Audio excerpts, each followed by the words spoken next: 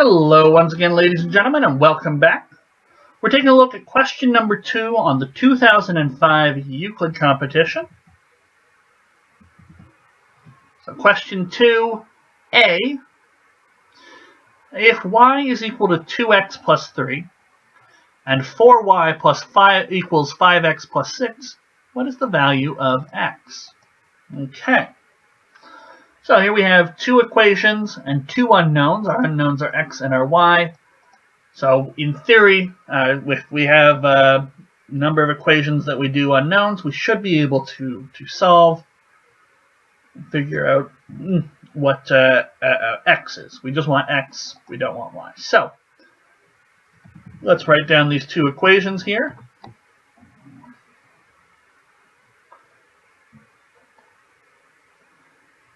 (2x plus 3) and 4y is 5x plus 6. Well, one of the nice things is we already have y in terms of x thanks to this very first equation. So we're going to sub this one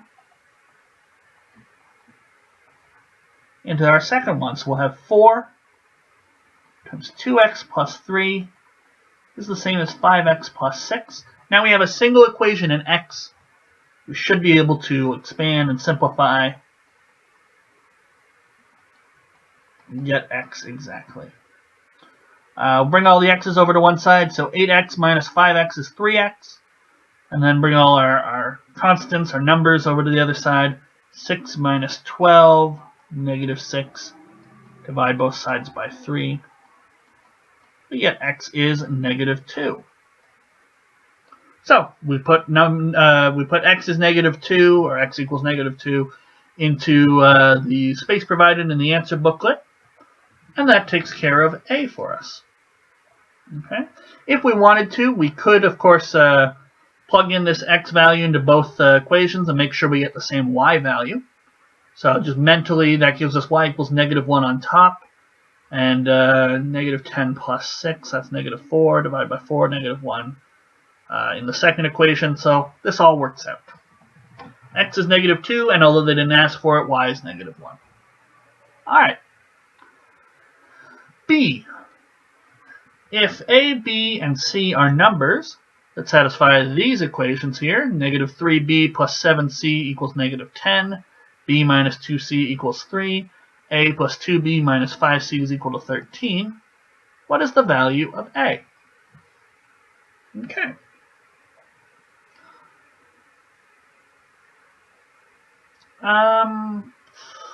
Well, let's copy them into our notepad, our little notebook here. I'm going to need a little more space, so we're going to flip the page first. And I know it was negative 10, 3, and 13, because I noticed that they sort of added up to each other. First equation plus the second equation equals the third equation, at least in terms of these constants over here. And I think it was a minus 2c and a 7c. And then maybe a negative 5c? I don't know, let's check. Plus 7c, negative 2c, negative 5c, and we have negative 3b, 1b, and 2b.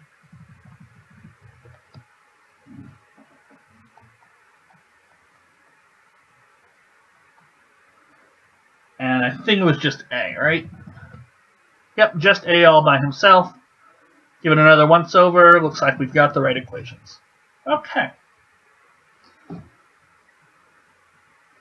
So, I noticed that the 1 and the 2 here add up to give me 3, and here's a negative 3 ready to cancel it out. And a 7 and a negative 2 and a negative 5, these guys cancel out. So, oftentimes what I do with a setup like this is I want to add all three equations together. So we just get 1a, but negative 3b plus 1b plus 2b is going to become 0b.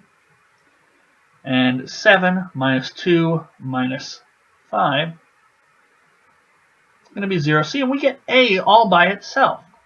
Negative 10 plus 3 plus 13, well that's 16 plus negative, so 13 plus 3 minus 10. That should be 6. And we didn't have to do any extra work. We don't have to figure out what B and C are. We know A is equal to 6. Fantastic. If this were a different question, if this were a linear algebra course in university, we might have to find out B and C. But we don't here. We just ask, what is A? We get A is 6. That's probably why it's a nice, simple question 2 light bulb. Because all you had to do was add it up. Okay. Now C, the written part. John and Mary wrote the Euclid contest. 2 times John's score was 60 more than Mary's score. 2 times Mary's score was 90 more than John's score. Determine the average of their 2 scores. Okay. Well, I don't know what John's score and Mary's score are, but I'll give them names.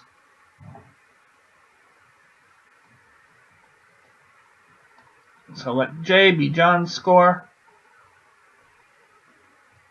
And we're going to let M be Mary's score. And just a reminder, what do we want? We want the average of their 2 scores. So M plus J divided by 2. That's what we want. That's the thing we're going to keep in mind. Maybe we can work out M and J, and then we add them up, divide by 2. Or maybe there's some trickery here, and there's no way to figure out exactly what Mary's score or John's score are. And but we can figure out what M plus J is, for example.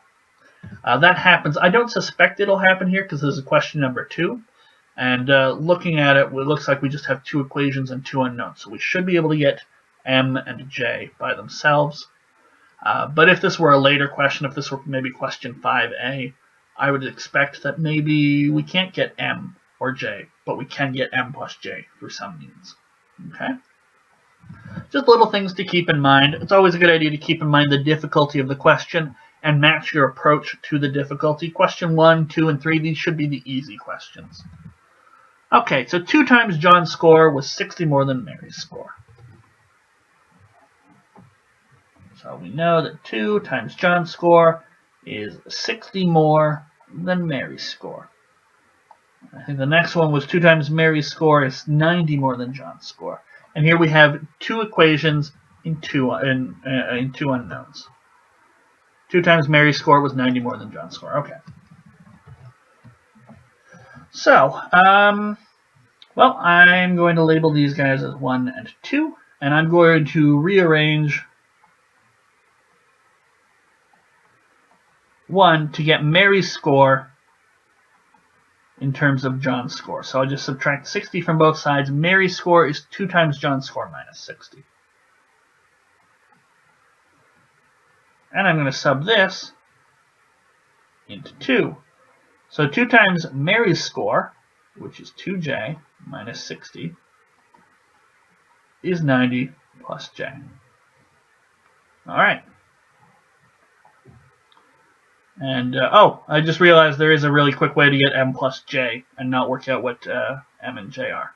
I'll do that in a moment. Because I think this is probably the approach that most people out there took. So 4J minus 120 is equal to 90 plus J.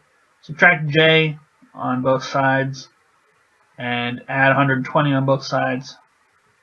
Divide by 3. John's score is 70, so Mary's score is twice 70 minus 60.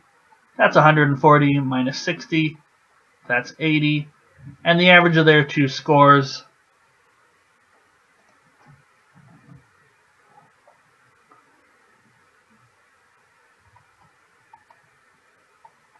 that's 70 plus 80 over 2, 75. So that's one way to do it. We got our final answer, and we've explained what we did. We showed our work. We did all our calculations. Now, let's just show a slightly quicker way of doing it, I think. 60 plus M. 2M is 90 plus J. If I, once again, add both equations, I'll get 2M plus J on this side. I'll get 150, and I'll get an M plus J. And all I need is M plus J, and then I divide that by 2 to get the average.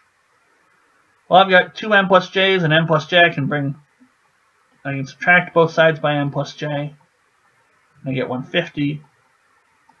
And the average, as we noted, was m plus j over 2, so that's going to be 150 over 2, 75. This approach, much faster. I didn't need to work out what m and j were separately. I just needed to know what the sum was. So yeah, actually that was a much faster way. I didn't expect that to happen. I just, went into it saying let's solve for j and m because we can.